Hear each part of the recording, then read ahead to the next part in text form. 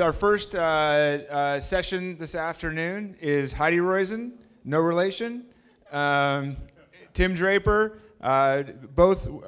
Tim formerly founded DFJ and is a prolific and legendary venture capitalist. Heidi, originally an entrepreneur, and then later on a venture capitalist, now the operating partner at DFJ. And Tim and DFJ have been great supporters of the East Bay. In fact, I co-founded a company in 1993 in Emeryville, and the Fisher was our lead investor. And fortunately, we had an exit for you guys, so Convoy many, many moons ago. So thank you for your support of the East Bay, and thanks for making the trip over.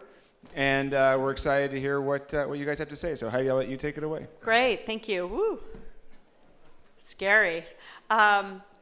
And I just want to point out that there is a relation. I am actually Ezra's father's sister. So thank you. That makes you my cousin, right? Yeah, yeah. I'm rebranding myself as his cousin because of the whole ageist Silicon Valley thing. So I'm now his cousin. But yes, there is a relationship as well. So, and now Heidi and I also have a relationship. We go way back. Draper Roizen Productions created a board game called Stanford the Game, and we went out. We were at Stanford, and we went out. We made 25,000 of these games and sold them out. And then I was so proud of myself. I was thinking, this is great. We're doing so well. And Heidi then calculated that we had been paid $1.15 an hour for our time. Yeah. Our first entrepreneurial venture where we didn't fully account for the full cost of everything. But yeah, Tim and I were, and this is, I think, one of the themes that I certainly talk a lot about is there's a lot of relationships in the technology industry. And Tim and I have known each other since we were 18. And we don't want to calculate how long ago that was, but it was a while ago. So so anyway, I get the great fortune to spend the next half hour interviewing Tim. And I know lots of things about Tim, so I'm looking forward to asking some good questions. But, you know, Tim has many, many facets to himself, one of which is his former entrepreneur, recovering entrepreneur, and current entrepreneur with Draper University, as an investor and also as a public political activist. So let's start with the simple topic. Let's start with you as a funder of entrepreneurs. So you've really done everything. You started DFJ, which was early stage venture. You grew into global venture. Actually, let's talk about that a little bit, because you went off outside the US when people weren't doing that. What was it that made you leave here and start investing in other places? Well, it's interesting. It happened a little at a time. At one point, I had started in the venture capital business by creating an SBIC, a small business investment company, and we had set a goal of going out there and making all these great investments that did very, very well. But after 3 years, it looked like we had lost all the money, and I had put it into 30 or 40 different companies, and nothing good had happened, or very few. And the SBA was calling my note, but I got this letter that said, "Come to Alaska. You can set up.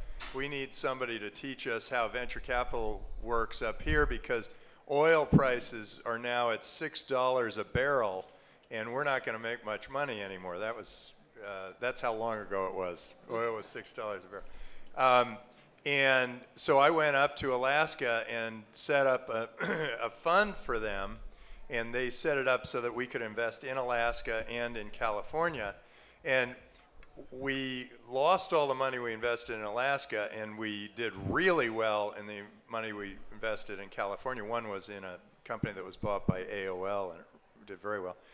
But that was the beginning of me thinking outside of the Silicon Valley.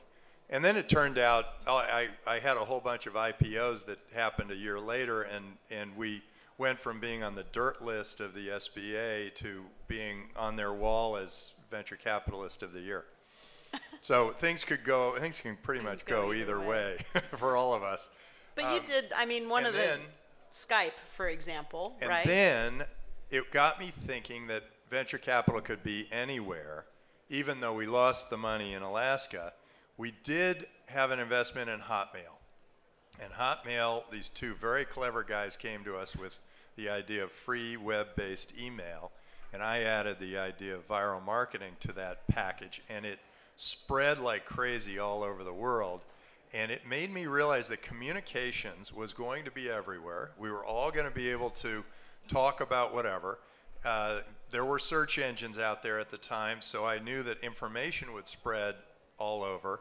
And that meant to me that a venture could be started anywhere. It didn't have to be started in the Silicon Valley. And I thought, oh boy, well then I'm going to have to be everywhere. And so that was what made me start thinking in terms of a franchise. I sort of became the McDonald's of venture capital. and I set up offices all over, and fortunately we did set up offices in China and actually had a person working for us in Europe. And those found us Baidu and Skype, and that kept Huge me in outcomes. business for a long time. Huge outcomes. But of course, now Time to you've come. sort of returned to your roots. You're doing, first of all, you're doing a lot of investing locally here. And second of all, you're doing a lot of very early stage. Why?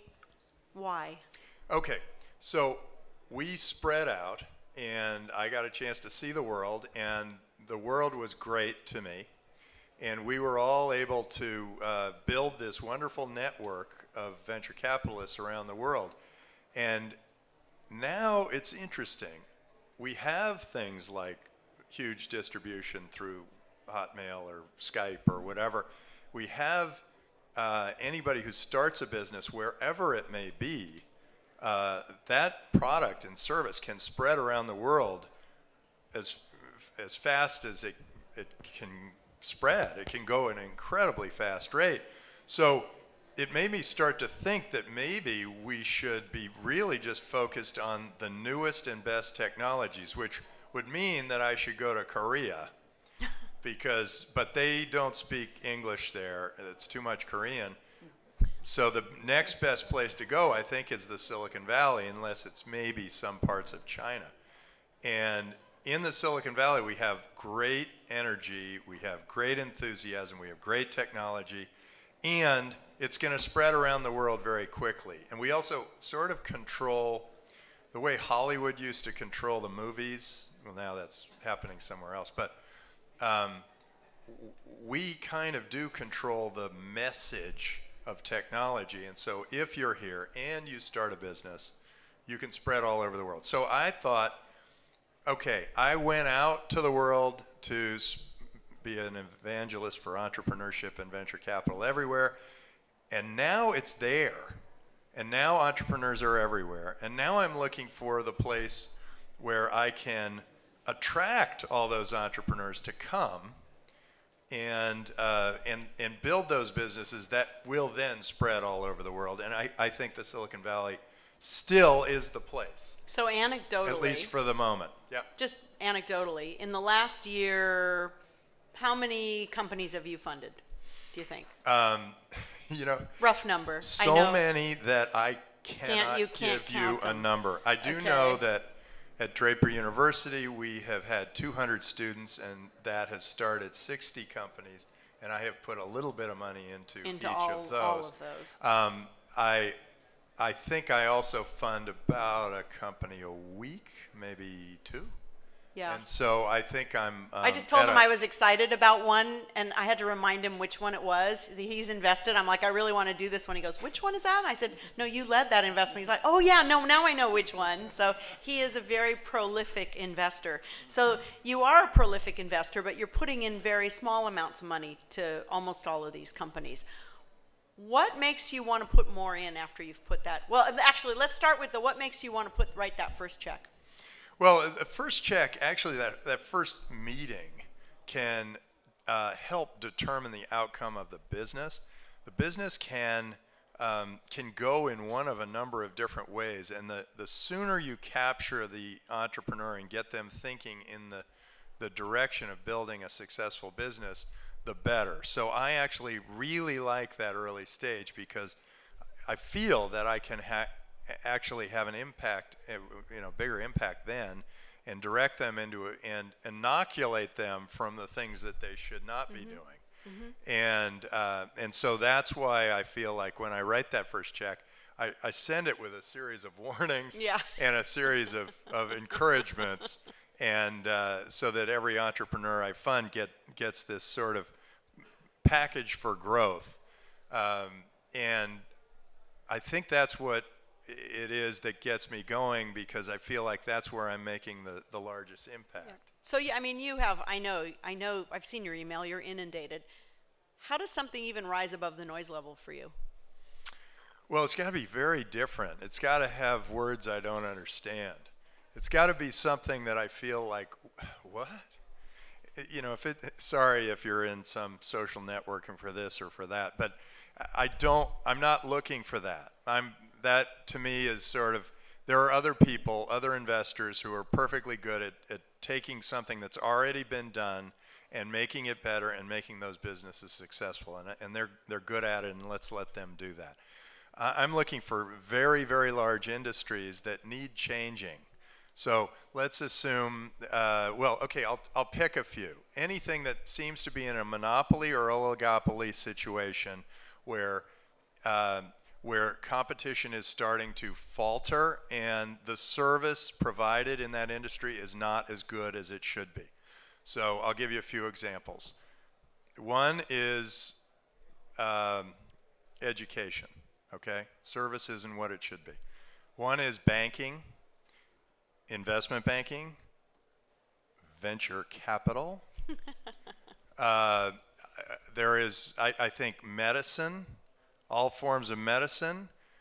We have an oligopoly in the drug business, and so if you want to start a new drug, it costs $1 billion in 20 years. If you created a drug that could cure cancer absolutely with no side effects, it would take 15 years and $1 billion before you got it into one single person that wasn't in a test program. And that is crazy. Okay, so let's see, have I hit them all? That's a Government few. is a monopoly that needs to be changed, and I think it needs competition. And there are competitive governance. I've noticed as I go around, I get to meet the leaders of various countries, and they come to me, you must invest in our country. And I say, well, I'm not going to invest in your country. And they say, why not? And I say, well, because you don't have rule of law, or you don't have you nationalize companies, or you don't allow people to thrive, or whatever it is, and it's not free enough, or whatever. And then they say, we will change that and get you to invest here. And right there, they realize they are in competition. And as soon as you've got that competition, we all get better service. There's competition in food. There's a McDonald's, but there's also a Burger King and a Taco Bell and a Subway and a whatever.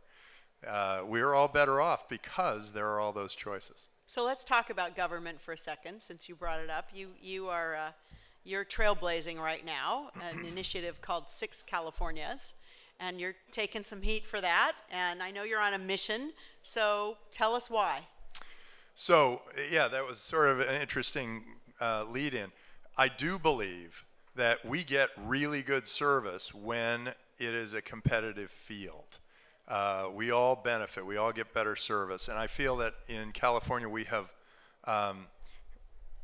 if we want to stay here with all this beautiful weather and the nice coastline and the big mountains and the whole thing, we've only got one choice of government. We're stuck. We are stuck. And that government, as hard as those people work to make our government better, that government still operates as a monopoly, and we only have one choice. And that monopoly is failing us. It's the 50th worst, it's the worst state to do business in. California is now the worst, according to 24/7 Wall Street. We're 47th in K-12 education, and we pay the most. We pay the most, and we get the worst service. That is the definition of a monopoly. So I thought, how do you attack a monopoly? How do you change and create competition in an environment?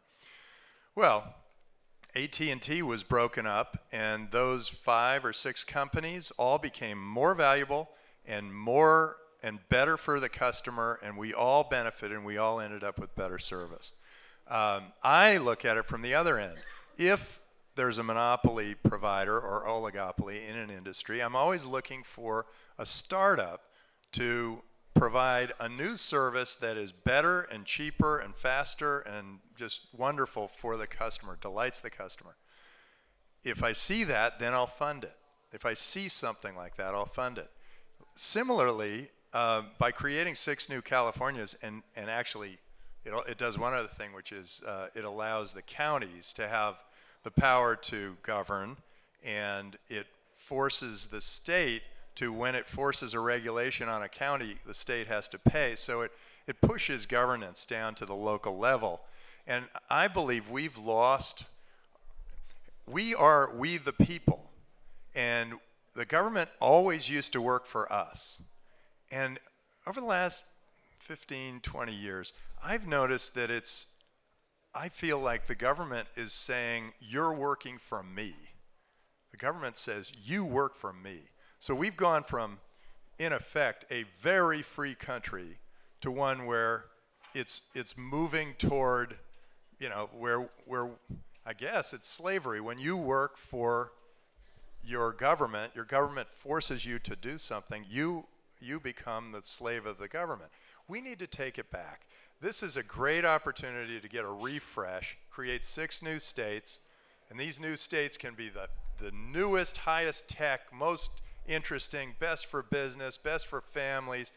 These can be amazing states. Because we can start over, we don't have all that baggage from all the stupid laws that have been created over all these years. So now this is a great opportunity for everybody. And I thought, yeah, this might work. And so what's the status of it? So right now we've got we've almost got all the signatures that we need.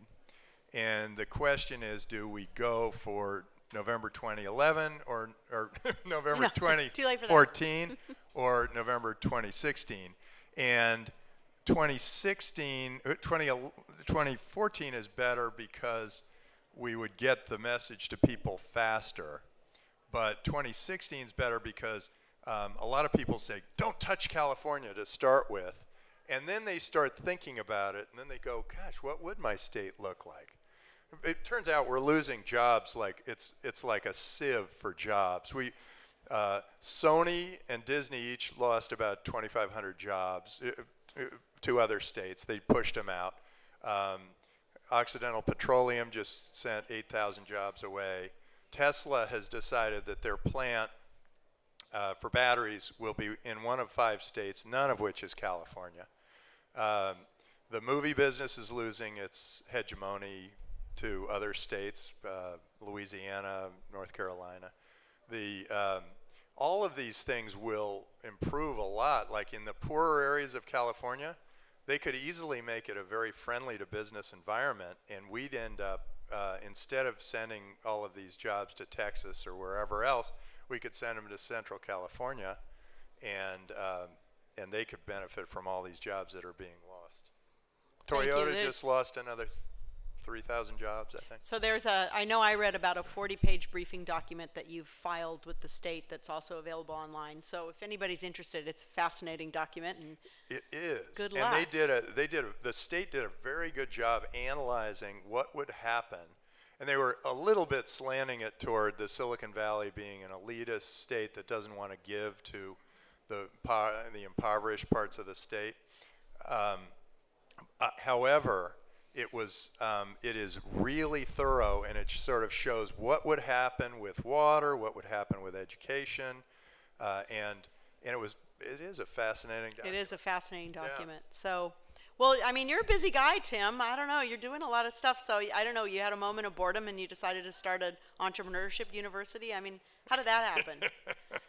Yeah, the school I started, Draper University of Heroes. Any of you guys 18 to 28 years old? Keep it in mind. I thought in 2008 that the world was coming to an end financially. The whole financial system was collapsing. And you saw no one speaking up with a positive voice. And it sent me a message, and I said, the world needs more heroes. So I created Draper University of Heroes, and it's an immersive residential school where I can take 40 people a quarter. And so I figure with 40 people a quarter, I can create whatever that is, 160 students, heroes a year that can potentially transform the world. I mean, it really does happen if people are willing to stick their neck out a little bit there, to try new things, to fail and fail again until they succeed, as we say at Draper University. And we do it in a very unique way. And what's interesting is I've had a lot of administrators from other schools all come and say, what is it you're doing here? Because these students who come from your school are on fire. They're so excited about what they do, and they're dynamic, and they really are taking control of their lives and making something great happen. And so then they come in, and I think we're making a big impact on education this way. So what are some of the more unusual things you do at Draper University? Okay, well, I decided that an entrepreneur really needs to think about the future rather than history. So we teach future rather than teaching history. We don't teach sort of like here's what this guy did or whatever. We say, okay, we assign science fiction, and they have to learn predictive analytics, and they have to learn forecasting, and we call all that future. And we also get them in touch with the world, the universes, the whole thing, so that they get this feeling of how big and how small they can be. And then they go through sort of a business piece, and the business piece is somewhat similar to regular business school, except that what we're teaching is crowdfunding and Bitcoin and crowdsourcing and viral marketing and social media and all of these things to get them thinking that, this is what a business needs to do now. And the great thing about that is we have 50 different speakers that come through, and so they're always different. So they're always learning something different. Like last class was different from the next class, and one after that. They're all going to be very different. And then we have survival training, and that's both urban and rural. So the urban survival training is you got to get to the city and come back in 4 hours with a job offer, a written job offer. The rural survival training is working with some special forces people, Heidi's ex included, and we put together a program for them where they actually have physical, emotional, all sorts of high stress survival training, and they learn an amazing amount in a very short time. Then they come back, and then we have a business plan competition. In effect, they have a 2-minute presentation to a panel of venture capitalists, each one. One other thing we do, 2 other things. One is we change the rules to every game they play. So when they play baseball, they have to run around the bases backwards, and they have to change positions every pitch. But then we also make it a team effort, because all of you know, if you're in the work world, you work in a team.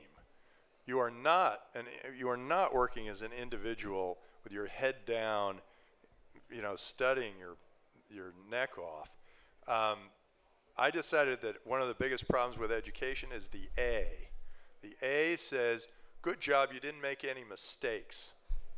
And what we're trying to do is encourage those mistakes that are extraordinary. So we give them, they work as a team, because in the real world we work as a team. They're stuck with that team for the whole time. And the team gets points, and the points are awarded for extraordinary success and extraordinary effort that became a failure. So they get rewarded for a failure and rewarded for success. And if they just did the job, they get no reward. That's awesome. Well, I've come to the school many times and met the students, and they're really extraordinary, and some of them are going on to do great things already. What is the #1 thing the students have taught you? Actually, I'm going to move that to what's the biggest surprise you've had at the school? Okay, what's the biggest surprise you've had at the school? Biggest surprise I've had at the school is it worked. And now we've got this. Now we've got an online school that actually is working too. I mean, this somehow we've hit a nerve. We're looking at a different kind of education that no one's been involved in one way or another, and we're forcing them to have activities that teach them things that are way beyond what a book would do or what a lecture would do. And I think that's our biggest surprise. What the students have taught me, they've taught me that every one of them is very different. Mm-hmm. Every class has a different personality. Every student has a different personality. They come from all over the world. About 50 to 75% of them are international, so they come from all over, and they're good. They're good. I think the coolest thing you did is you just started. Just this very Tim, but you just started. You didn't let accreditation stand in your way. No. You didn't let the city stand in your way. You didn't let the fact that the building wasn't finished stand in your way. I remember meeting with him the day before the first set of students were going to show up, and I said, you know, you have people under 21 coming. What's your on-campus alcohol policy? And he said, I don't know. Do we need one of those? I'm like, yes, Tim. Liability. What's your do you have liability insurance? No, I don't think so. Do we need that? And so it's one of the things I love about Tim is you get out there. You're very entrepreneurial yourself. You just get out there, you do it, you correct along the way. And I know there have been a number of students who have told me this has been a life-changing experience. So I really applaud you for that, and I know you're affecting a lot of people's lives that way. So we only have a couple minutes. Can I do a couple questions from the audience? Is that okay, Tim? Why don't you pick them? Right there.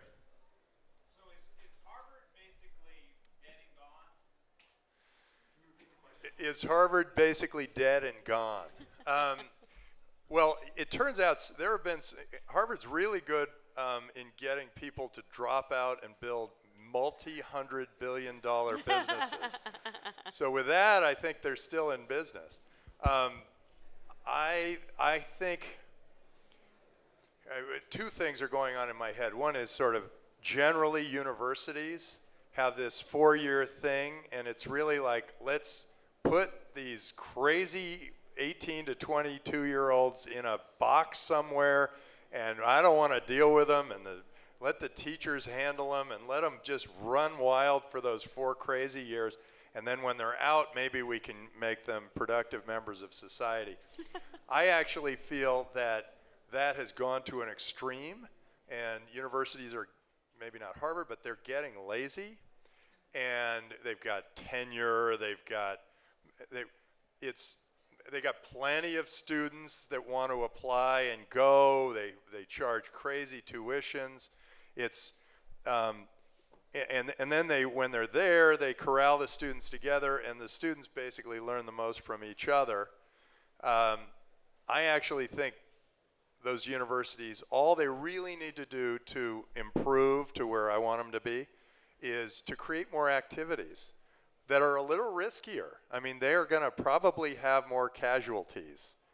I know we may have some casualties, and I am very afraid of that. But our students have to sign their life away when they come. He means real casualties, not metaphorical casualties. No, but we want them to try things, to change things, to explore new ways of thinking. And the way you do that is really you throw them into situations in the world, not in a little ivory tower, but in the world. And when they're in the world, they start really understanding what it is to be an entrepreneur, what it is to be a part of society, those kinds of things. And then the team thing. I don't know why these schools don't create much more in the team thing. All of that individualistic effort, it makes for people who are not, first, they're not very social and not very communicative. And in the big world, the real world out there, when you're in your job, communication's everything. So I think, they could, I mean, they're great institutions. They've got huge piles of money. They've got great reputations. So with a little tweak here and there, they may end up being just great for society. Any other? We have time for one more question. Any other question? I think you've got one in the front here. Right there. Yep. Along with the line, just a quick thought on that last point is to look at something called Odyssey of the Mind, which helps elementary school children build teamwork. And our son's school team from Glenview Elementary here in Oakland got 3rd in the state, which was fun to watch. Something you said earlier about the state of California and its functioning really resonated as on a local basis as well. As a very brief example, the city of Oakland has defunded a number of services that it just doesn't pay for. The biggest example is if you see a number of roads that are covered in potholes and becoming dirt again, it's because they don't pay for it out of the general fund. They only use the county tax. You know, California infrastructure spending, which is like highways and waterways and stuff, has gone from 26% of the budget to 3% of the budget. So if you're wondering about traffic, water, Parks and Rec, potholes, parks, all that stuff, all that infrastructure spending is now 3% of the budget. So where that money goes is a mystery, and they're trying to keep it a mystery. And if you end up with 6 Californias, it's a new state. You're going to know exactly where that money's spent. You're going to know exactly what happens to it. You'll get better infrastructure, and they're going to fill your potholes. How can we replicate that on a local basis? Well, actually, it is interesting. Counties could easily do this. Cities could do it with counties. So cities could be competitive, and the county, they could move from county to county potentially. So having any kind of a choice, any kind of a competition allows better service. And I think you get better service in government from this. I know we're out of time, so I want to thank Tim. Thank you very much. Thank you, Thank Heidi. you guys for coming up. Tim, thank you.